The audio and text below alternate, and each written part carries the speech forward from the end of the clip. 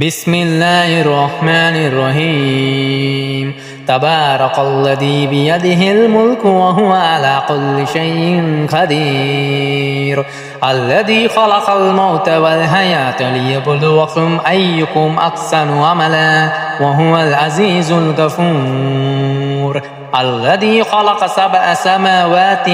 طباقا ما ترى في خلق الرحمن من تفاوت فارجع البصر هل ترى من فتور ثم ارجع البصر كرتين ينقلب إليك البصر خاسئا وهو حسير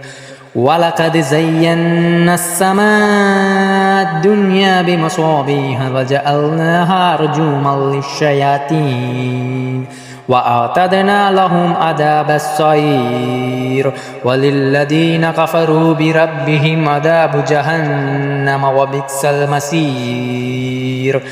إذا ألقوا فيها سمعوا لها شهيقا وهي تفور تكاد تميز من الغيظ كلما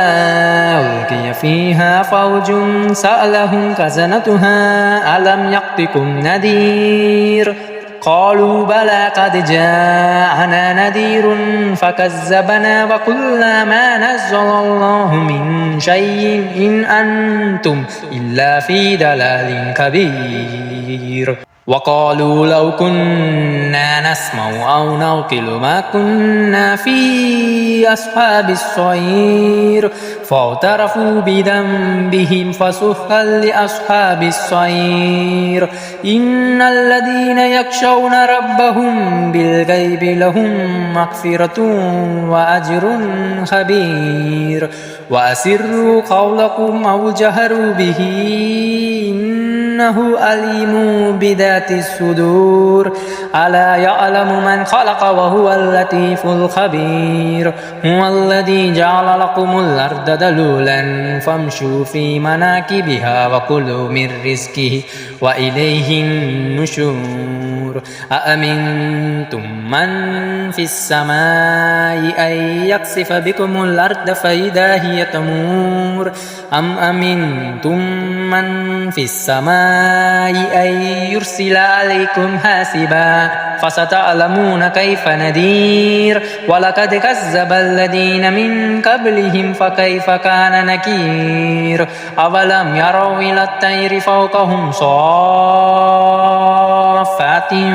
ويقبلن ما يمسكهن إلا الرحمن إنه بكل شيء بصير أمن هذا الذي هو جند لكم ينصركم من دون الرحمن إن الكافرون إلا في غرور أمن هذا الذي يرزقكم إن أمسك رزقه بل لجوا في عتو